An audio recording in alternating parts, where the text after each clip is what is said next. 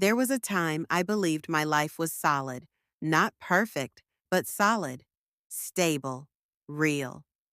My name is Michael, and for most of my adult life, I thought I had it all. A wife who made the house feel like a home, a best friend who was practically family, and a career that, while exhausting, paid the bills and gave us weekends free. The kind of life that looks plain from the outside but feels like gold when you're in it.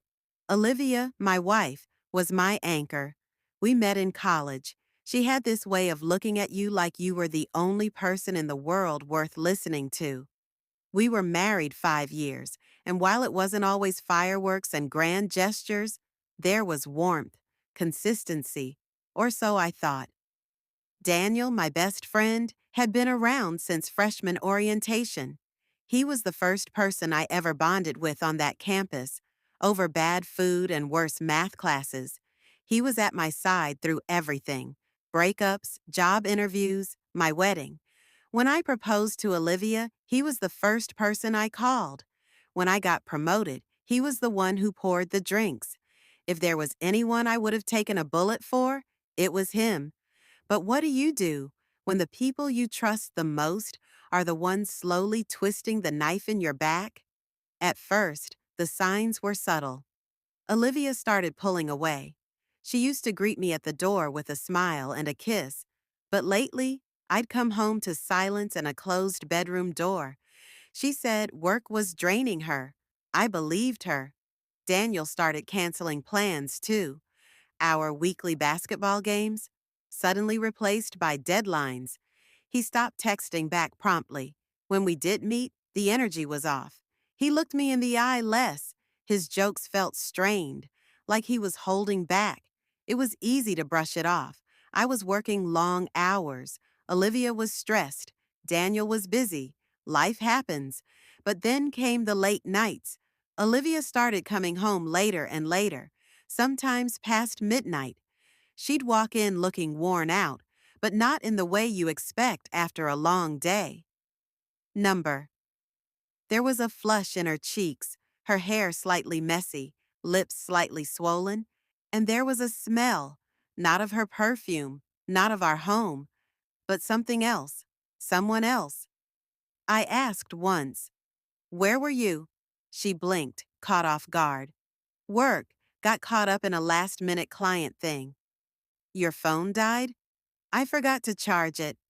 The lies tasted stale in my mouth before she even finished them, but I swallowed them anyway, because part of me didn't want to believe what I already knew. The night it all came crashing down started like any other. She said she had to work late again. I stayed up, just waited. She walked in at 2:14 a.m., heels in her hand, hair messy, a look on her face like she wasn't expecting me to be awake. "Oh," she said, like I was the one interrupting something. "You're up." "Where were you?" I asked, quiet but sharp. She hesitated. That second of silence said more than 1,000 excuses ever could. "Work ran late," she said eventually. Avoided my eyes. Brushed past me like I was a piece of furniture in her way. I wanted to scream, to demand answers, but instead I watched her climb the stairs, heard her dress hit the floor, listened as she slid into our bed like she hadn't just shattered my world. I didn't follow. I sat in the dark, staring at nothing, listening to my thoughts scream at me. The next morning, I didn't pretend anymore. I waited until she was in the kitchen, half dressed, scrolling her phone like nothing happened. "Are you sleeping with someone else?" I asked. She didn't drop her phone, didn't gasp, just froze. "Olivia, I need you to tell me the truth." She put the phone down, looked at me for the first time in weeks, and whispered, "You don't want to know." "I do." Silence. Then, "It's Daniel." That name detonated in my chest. Daniel, my best friend. I didn't scream. I didn't throw things. I didn't cry. I just stood there, looking at the woman I thought I knew, and felt my soul disconnect. "How long?" I asked. She hesitated again. "A year. A whole year. 365 days of betrayal, lies, secrets shared in the dark while I slept next to an empty pillow. They had made me the fool, together, but they weren't prepared for what came next. Because pain has a way of turning into something else, something darker, something vengeful. I didn't go to work the next day. I called in sick, not physically, but something inside me was broken. You don't wake up the same after your wife confesses she's been sleeping with your best friend for a year. You don't just grab your coffee and tie your tie like your world didn't just go up in flames. Olivia left early, like nothing happened. Maybe she thought I'd yell, throw a fit, beg her to stay, but I didn't give her the satisfaction. I watched her walk out the door and promised myself something. This wouldn't end in silence. This wouldn't end with me being the fool. She and Daniel made me bleed inside, and I was going to make them choke on the pain they served me. I started where all wars begin, information. If she was capable of lying so cleanly, then I needed to know just how far this betrayal went. I logged into our shared cloud storage, a joint account we'd set up for photo backups, receipts, schedules. She never logged out of it on her devices, and neither did I. Old habits, trusting habits. The first thing I found was a set of hidden photos, tucked away in a folder titled Work Receipts. Cute. They were selfies, her and Daniel, hotel room backgrounds, her in his hoodie, him kissing her neck.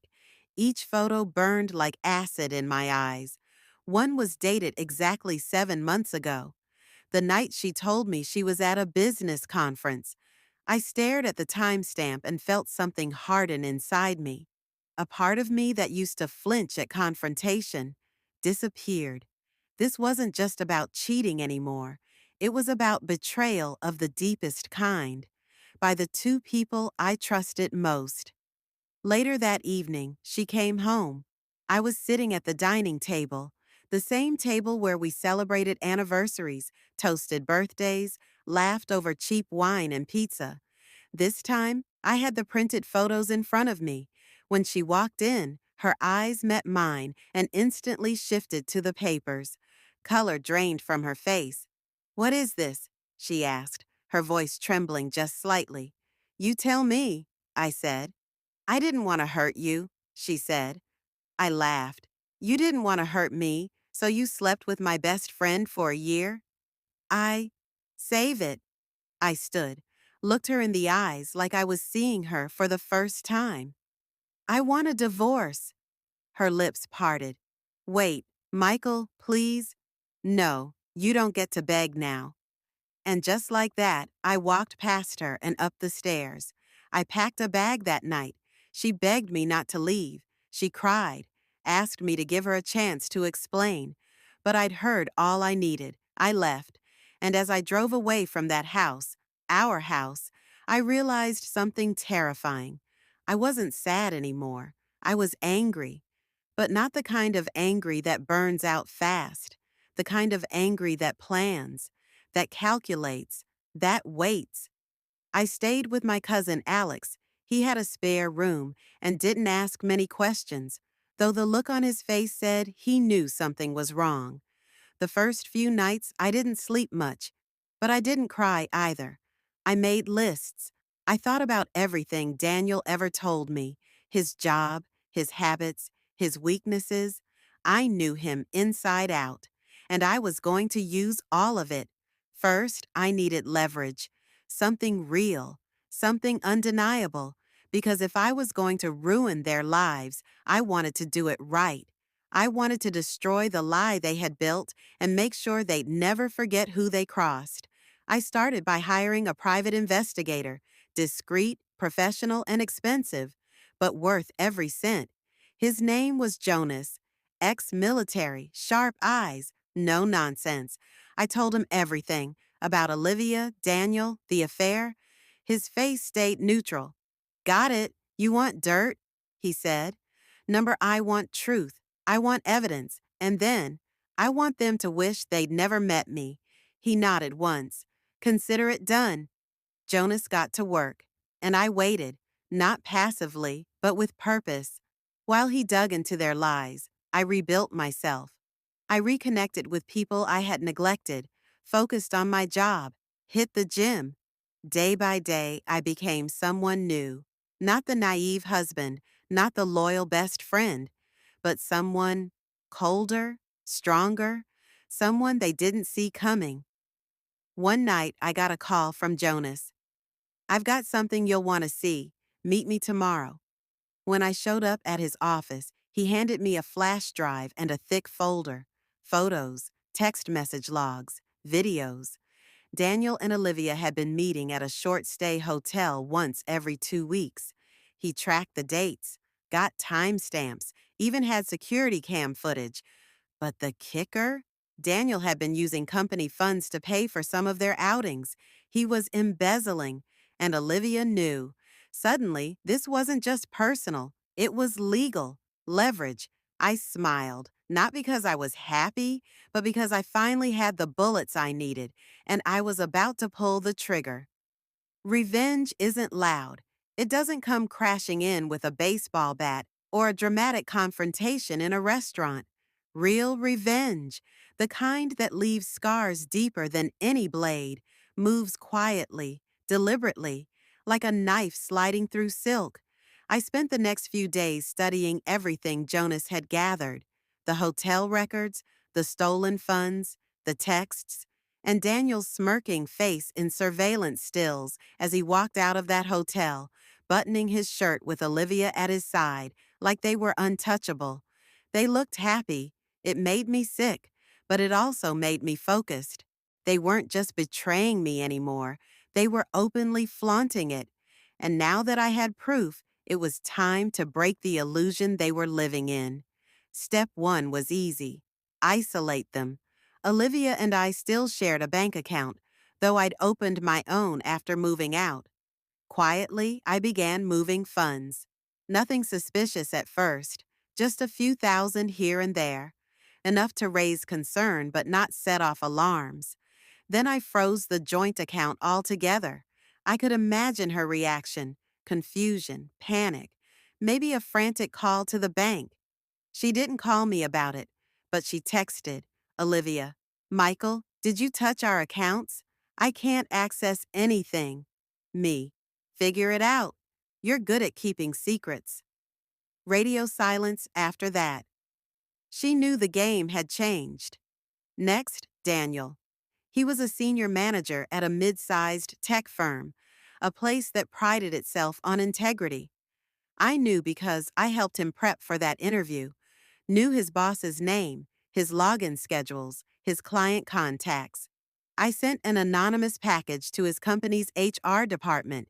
Inside, detailed summaries of his embezzlement, receipts, hotel bookings on the corporate card, a timeline of every stolen dollar with names, dates, and amounts highlighted in red.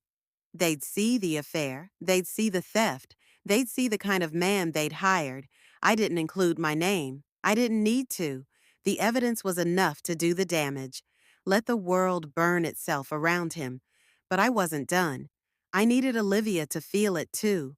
Not just financially, but socially. She cared about her image, her friendships, her precious little yoga group that met every Saturday morning. So I crafted a message. I took screenshots from the PI's findings, photos of her and Daniel kissing in parking lots, the receipts, a snippet of a message where Daniel called me a clueless idiot. I made sure everything was neatly formatted, readable, time-stamped. Then I made a fake email account under the name Truth Uncovered 01, and I sent it to her entire contact list: friends, family, her parents, even her boss. I didn't say anything cruel. I didn't use slurs or anger. I just attached the truth, let it speak for itself. The fallout came like thunder after lightning. I didn't need to wait long. One of Olivia's close friends, Lauren, called me. We hadn't spoken in months. "Michael, I don't even know what to say. I'm so sorry. I had no idea." I could hear the pain in her voice, the disbelief. "She lied to all of us," she said. "Are you okay?" Was I? number not really, but I was getting there. Thanks, Lauren. I appreciate you checking in. We didn't speak long, but that call told me everything. The walls were crumbling around Olivia. She wasn't the adored wife anymore. She was the betrayer, the backstabber, and people knew. That night, Olivia showed up at Alex's place, banging on the door, makeup streaked, eyes red like she hadn't slept in days. I answered, calm as ever. "What do you want?" I asked. She looked at me like she didn't recognize the man standing in front of her. "Why are you doing this?" she cried. "You're ruining my life." I almost laughed. "My life was ruined the night you slept with my best friend. You just didn't care." Her voice cracked. "You're making it worse." "No," I said. "I'm giving you exactly what you gave me, truth without mercy." She stepped back like I slapped her. "I loved you," she whispered. "Then why did you destroy me?" She didn't answer, because there was no answer, only guilt, only shame. And I watched her walk away again. But this time I wasn't broken. I was just getting started. The next morning, Jonas called again. "I think you'll like this," he said. "Daniel's office just let him go. They're opening a full investigation." Music to my ears. And Olivia?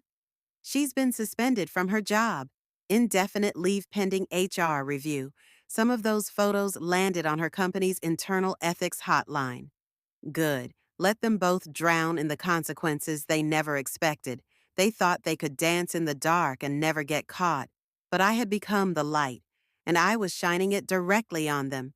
I didn't want them dead. I wanted them alive, miserable, humiliated, exposed. I wanted Daniel to struggle to find another job, every employer wondering why a promising candidate had an unexplained termination. I wanted Olivia to walk into every room wondering who had seen the photos. Who knew? Who was judging? Because that's what betrayal does. It echoes, and I was going to make sure the echo never stopped. But I wasn't naive anymore. They weren't going to roll over and disappear. People like them fight dirty. And sure enough, I got a letter from a lawyer 3 days later. Daniel was suing for defamation. Olivia was threatening emotional distress claims. They were panicking, and panicked people make mistakes. I smirked as I handed the letter to my own attorney. According to Jonas, he didn't even open the door, just peeked through the blinds, pale-faced, then accepted them from the clerk like a man being handed his own execution date. I didn't feel sorry for him. He earned every second of it. I wasn't rich, but I had enough to sustain the legal fight. And the truth? That was free. The world they built on lies was collapsing, and I wasn't done yet.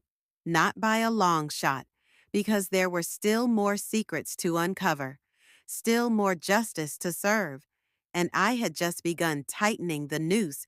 You'd think after everything I uncovered, after burning the illusion of my marriage to the ground and throwing Daniel into the fire with it, that I'd feel peace. But I didn't. Not yet. What I felt was focus. Revenge wasn't about one explosive moment. It was a slow burn, a methodical unraveling. And their world, the one they built behind my back, still had threads to pull. The next one? The baby. Olivia hadn't said a word about it since our confrontation, but I remembered everything: her changing habits, the quiet trips to the doctor, the vitamins in her purse, subtle signs I had ignored back then, brushing them off as coincidence. Now I knew better. She was pregnant, and I needed to know who the father was.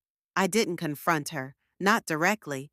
Instead, I went back to Jonas, my private investigator. "I need a paternity test," I said. He raised an eyebrow. "She's not going to hand over the baby willingly." "I don't need her to. She's about 5 months in. That means prenatal testing is possible, discreetly." He nodded, understanding. "Leave it to me." A week later, I had what I needed. The results? 0% probability that I was the father. No surprise there. But seeing it in black and white triggered something visceral in me. Proof, undeniable, damning truth. Daniel's betrayal had gone beyond emotional. He had created life with my wife while lying to my face. This wasn't just cheating, this was war. Now that I had the paternity results, I used them. Sent a copy to Daniel's company's board of directors, wrapped in a neat legal packet highlighting his moral misconduct, falsified billing hours, and extramarital affairs affecting company integrity. Then I sent another copy to Daniel's parents. Why? Because they had once called me the son they never had. They were devout, old school people. Loyalty and marriage meant everything to them. The result? Daniel was fired. Official reason: violation of company ethics and breach of trust. His parents disowned him. His father sent me an email. Michael, I am ashamed. I raised him better. I want you to know you were always the better man. I didn't reply, but I saved the message. Sometimes justice looks like a courtroom. Other times it looks like silence from the people you disappointed the most. Olivia, meanwhile, had gone quiet. The text messages stopped. No emails, no calls. I assumed she was dealing with the collapse of everything: her job, her image, her circle of friends, and now the truth about Daniel's cheating on her. Still, I had one last move to make: the house. We had bought it together, but my name was on the deed. Olivia had always talked about how it was her dream home: the garden, the big kitchen, the bay window in the master bedroom. She didn't know I was selling it. I waited until I had a buyer lined up, someone who didn't mind a quick close. Then I called her. Olivia, I said, the house is sold. You have 1 week to get your things. The silence was thick. Then, you can't be serious. I'm done letting you live in comfort on my name. Her voice cracked. Where am I supposed to go? I'm pregnant, Michael.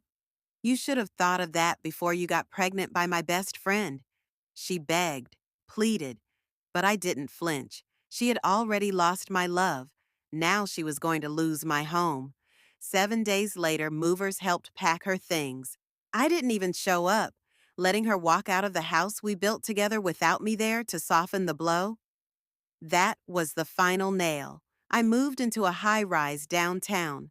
Nothing flashy, but clean, modern, quiet. For the first time in years, I could hear myself think. The weight of lies, betrayal, manipulation, it was gone. And in its place, clarity. About a month passed before I got another letter. Not from Olivia, not from Daniel, from Ray. The other woman. She had found out about Olivia, about the baby, about all of it. She wasn't just angry, she was out for blood. I heard what you did, she wrote.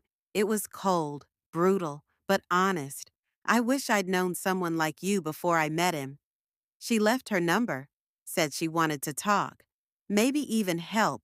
I didn't call her right away, but I kept the letter. You never know which bridges you might want to build or burn next. A few days later, Jonas called. You're going to want to see this. He sent me a photo. Daniel, in a rundown motel parking lot, shirt half tucked, hair disheveled, arguing with someone on the phone, probably Olivia. Word was they weren't together anymore.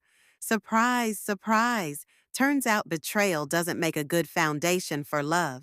Daniel had no job, no money, and thanks to me, no safety net. Olivia had moved into her sister's cramped apartment on the other side of town. No garden, no bay window, no dream. I looked at that photo of Daniel, then deleted it. I didn't need trophies. They were already living in the prison they built. But this wasn't over. Not yet. There were still court dates ahead. Divorce settlements, restraining orders, and legal closure. And maybe, just maybe, one final play to remind them exactly who they underestimated. Because revenge isn't about rage, it's about control. And I was just getting started. The courtroom was colder than I expected. Sterile, quiet, echoing with soft murmurs and the occasional shuffle of legal documents. I sat at the plaintiff's table, crisp in my navy blue suit, jaw clenched, eyes fixed forward. To my left, my lawyer, a stone-faced woman named Elise Carrington, known for her iron fists and velvet gloves. To my right, an empty chair, because Olivia hadn't arrived yet. Typical. When she finally did walk in, 20 minutes late, I almost didn't recognize her. Gone was the polished version of Olivia, the one who took pride in appearances, wore designer heels, and walked like she owned every room. Today, she looked tired, pale, slumped. A simple black dress clung awkwardly to her pregnant form. Her eyes didn't meet mine as she took her place across from me. Behind her, Daniel. He wore a suit that didn't fit and a face that tried to look calm. He failed. He looked like hell. Perfect. The judge, a graying woman named Matthews, tapped her gavel once and began, "This is a preliminary hearing in the divorce proceedings of Michael and Olivia Mercer. Let's begin with the division of assets." The rest blurred for a while. Legal jargon, property lines, bank statements. I had come prepared. Everything was documented. Every transaction, every lie, every piece of evidence Elise had dug up over the past 2 months. When it was Olivia's turn to speak, she tried to play the sympathy card. "I was confused," she said softly, hands folded across her belly. "I was lonely, and Michael worked so much. I made a mistake. I admit that, but I don't deserve to be left with nothing. I'm carrying a child." Elise stood like a thunderstorm in heels. "Your Honor, the child is not my client's. We have DNA proof. Furthermore, Miss Mercer carried on an extramarital affair with Mr. Daniel Ford, Michael Mercer's best friend, for over a year. We have text messages, photos, and financial records proving consistent deception." Judge Matthews looked over the papers. "I see," she muttered. "Mr. Ford, are you legally involved in this matter?" Daniel shifted, cleared his throat. "No, Your Honor. I'm just here to support—" "Sit down," she snapped. "You're not part of this unless summoned." He sat down like a scolded child, and for the first time I allowed myself a small smile. When the judge announced her rulings, it was swift and decisive. Michael Mercer would keep the house. Michael Mercer would keep 90% of shared financial assets. Olivia Mercer would vacate all claims to spousal support due to gross marital misconduct. Her face crumpled, but she tried to hold it together. I didn't look away. I wanted her to feel it, all of it, every ounce of consequence. Outside the courthouse, the air was warm and buzzing with city noise. I loosened my tie, let the sun hit my face. Elise handed me a folder. "That went smoother than I expected." "I came prepared," she smirked. "You always do." Then, like clockwork, Olivia called out behind me, "Michael, wait." I turned slowly. She stood there, arms wrapped around her stomach like it could shield her from reality.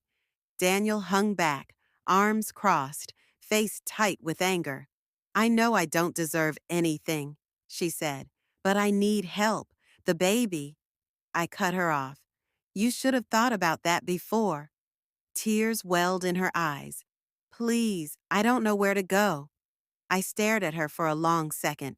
Then I said, flatly, "That sounds like a Daniel problem." He stepped forward.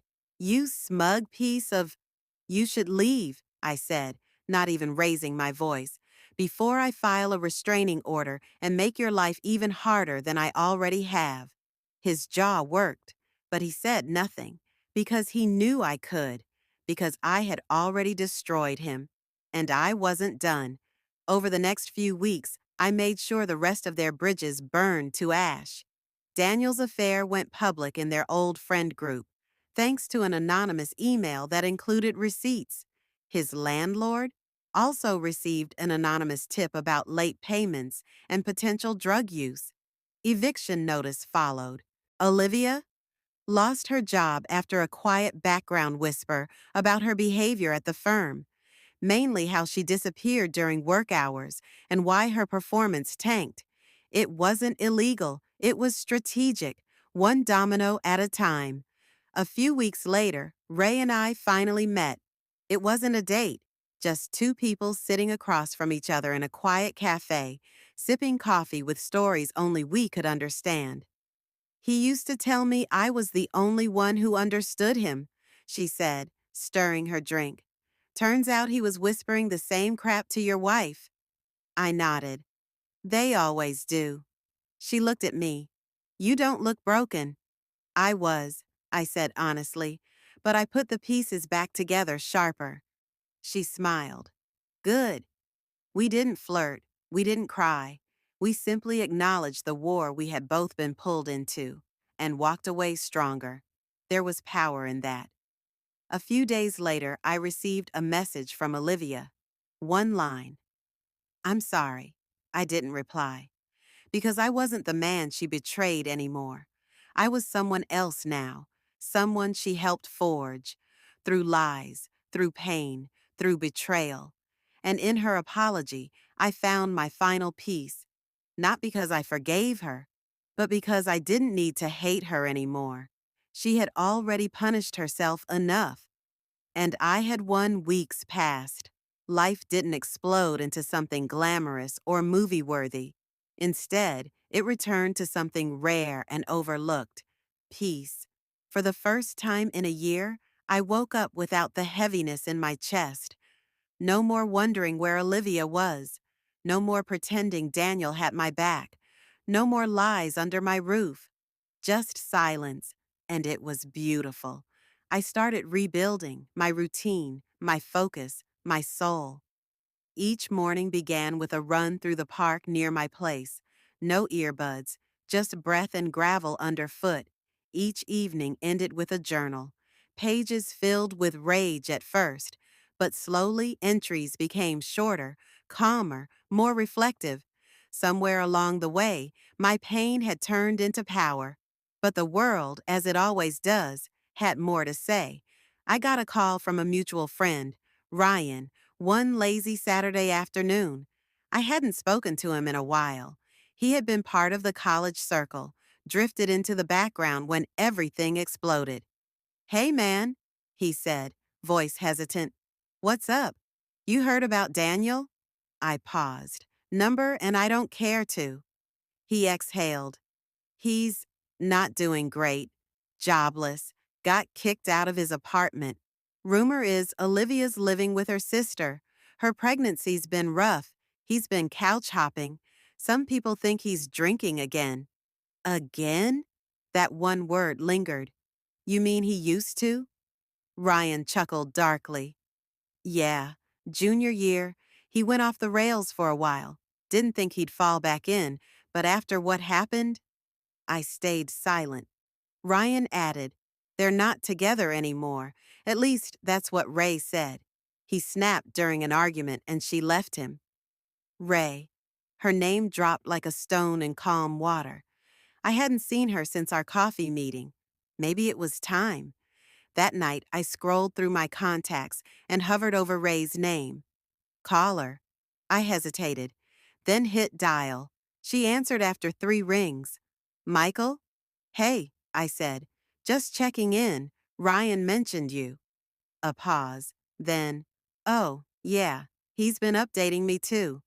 We caught up. The conversation wasn't heavy. She told me she'd started therapy, picked up painting again, said Daniel had tried reaching out after their blow-up, but she blocked him. Good. Then she said something that sat with me all night. I thought getting justice would fix the pain, but the truth is, it just gives you space to finally start healing. She was right. Revenge was satisfying. Destroying them had been necessary, but it wasn't the end. It was the clearing. Now came the rebuilding. The next day, I found a letter in my mailbox, handwritten, no return address. The handwriting? Olivia's. Against my better judgment, I opened it. Michael, you probably won't read this, and if you do, I don't expect forgiveness. I just wanted to say, I'm sorry. I was selfish. I made choices that ruined the best thing in my life. You didn't deserve any of it. You were good to me, always. I thought Daniel understood me in a way you couldn't. But it wasn't love, it was escape. From what? I still don't know. The baby's due next month. It's a girl. I don't expect anything from you. I just wanted you to know I regret everything. And I hope one day you find someone who never makes you question your worth. Olivia, I stared at the paper for a long time. Did I feel pity? Maybe. But more than that, I felt nothing. No surge of pain, no renewed rage, just distance. Like she was a memory I had already filed away in the coldest part of my past. Later that week, I met Ray again, this time not for closure, but connection. We sat at a rooftop bar, the city lights flickering below us like restless fireflies. She wore a gray coat and a guarded smile.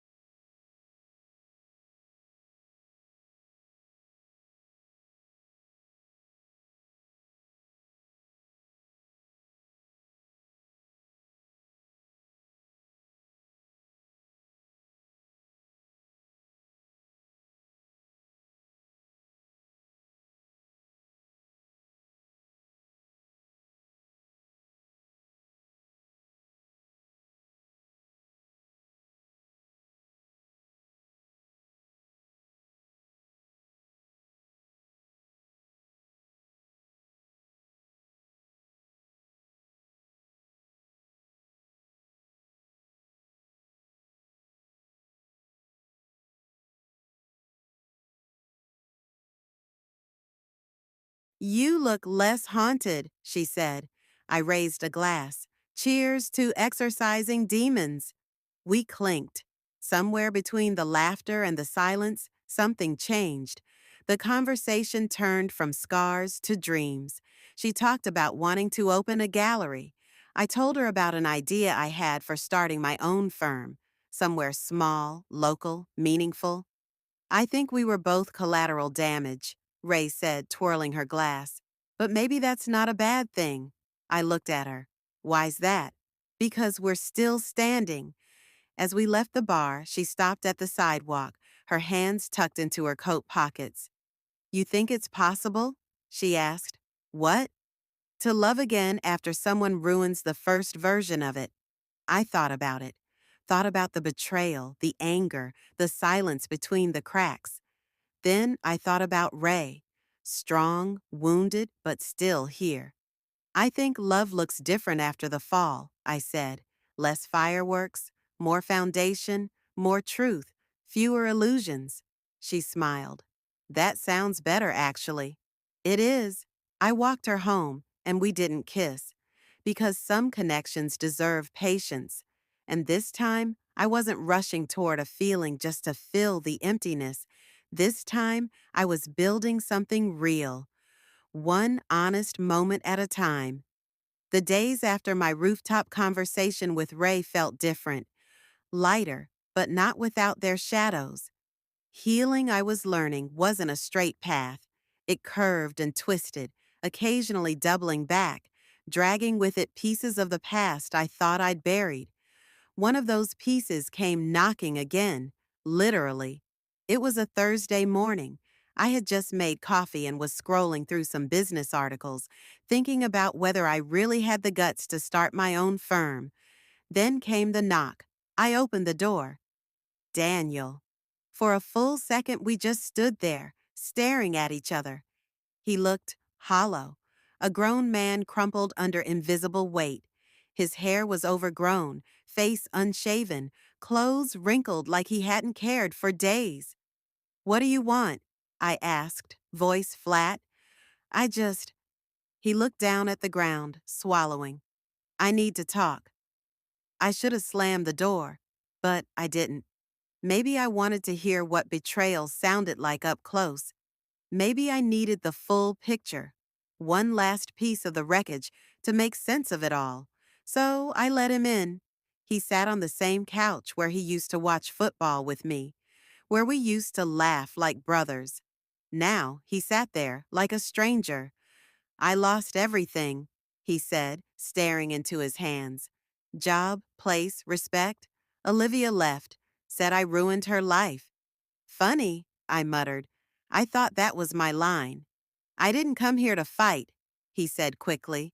I wanted you to know that I'm sorry. I know it doesn't fix anything, but I needed to say it. You didn't need to say it, I replied coldly. You needed to not sleep with my wife. You needed to not lie to my face every day for a year. He nodded, as if he'd rehearsed this beating. Why? I asked. Why her? Daniel looked up. His eyes were red. I don't know. Maybe because I couldn't have her. Maybe because I envied you. You had everything, and I felt like I was always stuck, behind. I clenched my jaw. So you destroyed it. He didn't respond. We sat in silence for a minute. Then he stood. I'm going to rehab, he said. Tomorrow. I hit rock bottom 2 weeks ago. I just needed to look you in the eye before I left. You didn't get my forgiveness, I said. I wasn't expecting it, he murmured. I just hope someday you find peace.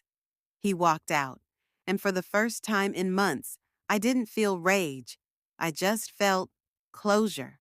That night, Ray called. Her voice carried warmth. You okay? She asked. Yeah, he showed up today. Pause. Daniel? I nodded, then realized she couldn't see me. Yeah. And? He's broken, going to rehab. Said sorry, I didn't forgive him. Do you want to? I thought about it. Number. But I think I've let it go. That's something. There was a long silence. Then Ray said, I've been thinking about what we said, about starting over. I listened, heart beating slower than usual, not with anxiety, but anticipation. I don't know if I'm ready for something big, she continued, but I'd like to keep seeing where this goes. I smiled, a real one. So would I.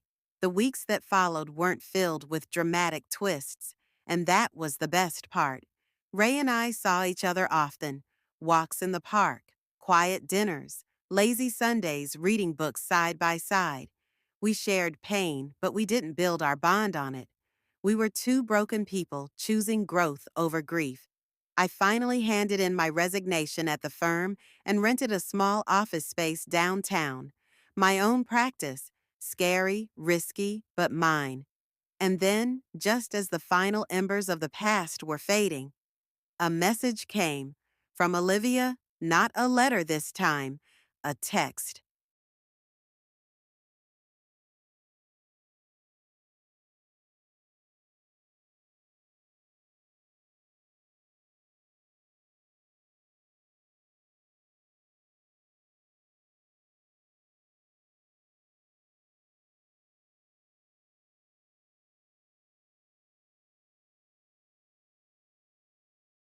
One afternoon, as I left Olivia's place with Emma in my arms, I saw someone standing near the curb. At first, I didn't recognize him, but then he turned. Daniel, skinny, pale, hollow-eyed. He looked at Emma, then at me. You kept her, he said, voice shaking. She's mine, I replied. He nodded slowly. I thought so. You're not going near her, I said. You don't get to just show up and, I know, he said quickly, holding up his hands. I came to say goodbye. What? I'm leaving, for real this time. Got a job offer in another state, construction work, clean start. I just needed to see her. One time, that's all. I looked down at Emma, then back at him. No. He swallowed hard. You made your choices, I said, and you don't get a goodbye. He nodded again. eyes shining with something close to regret. Then he turned and walked away, and that was the last time I saw him. Later that night, I sat with Emma in her nursery, Ray humming gently beside us as she folded tiny clothes. I watched my daughter sleep, her chest rising and falling with perfect rhythm. I had lost so much, but somehow in all the rubble, I had found the most important pieces: family, forgiveness, faith in something better. The final chapter was near, and I was ready to write it. 1 year later, Emma turned one today. The air was filled with laughter, the scent of vanilla cake, and the soft hum of celebration. Not a grand party, just a close group. A few friends, Ray, of course, and Olivia, who stood quietly at the edge of the garden with a faint smile that didn't quite reach her eyes. I held Emma in my arms as she smashed frosting into her cheeks. She squealed when Ray made silly faces, reaching out toward her like she'd known her forever. And in a way, she had. Ray hadn't just accepted Emma. She had loved her, gently, fully, like someone who saw through the pain to the beauty beneath. She had become part of our story, not as a replacement, not as a rebound, but as something entirely new, something earned. I sat with Emma on my lap, watching the sun fall in slow golden stripes through the trees. For the first time in a long time, I wasn't haunted, not by betrayal, not by rage, not even by Daniel. He had left for Oregon last I heard, a job in a small town. No one I knew had seen or heard from him since. Good. Some stories don't need revisiting. Some doors stay shut for a reason. Olivia walked over quietly, setting a small wrapped box on the table. "Happy birthday," she said softly, more to Emma than to me. I nodded. "Thanks." She lingered for a moment, then looked at me. Her eyes had aged. There was regret there, not loud or theatrical, just a constant, quiet weight. "I know I don't deserve your forgiveness," she said, "but thank you for letting me be here." I looked down at our daughter. She deserves to have her mother around. This day's about her, not us. Olivia bit her lip and nodded, then turned to leave. I didn't watch her go. I didn't need to anymore. Later that night, after everyone had left and Emma was asleep, Ray and I sat on the couch with mugs of tea between us. "You did good today," she said. I raised an eyebrow. "You make it sound like I was about to explode." She chuckled. "I've seen that look in your eye before." I smiled. She leaned against my shoulder. "So, what now?"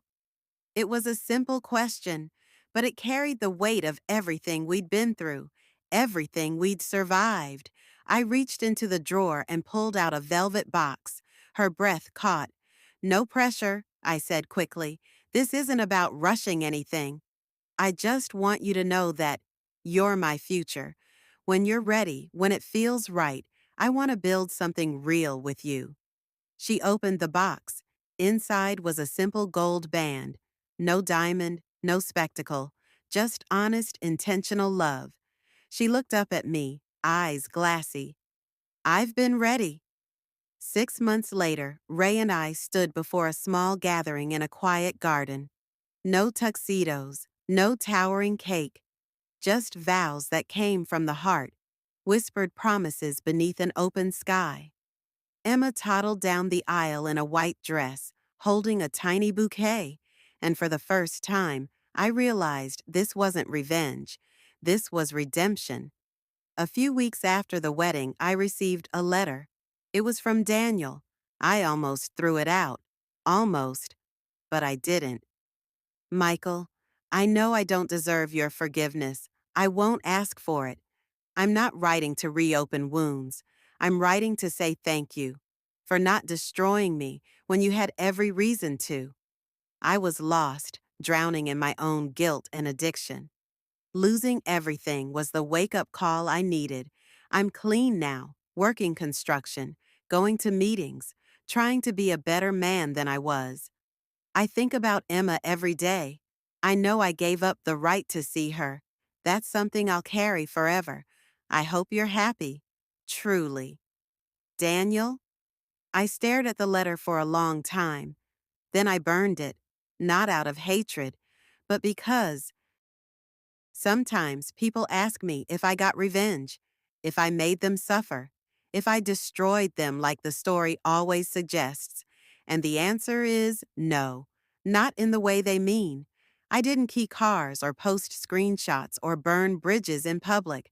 I lived, I healed, I rose. That was the real revenge. Olivia lives with her choices every day. Daniel faded into the shadows of his own shame.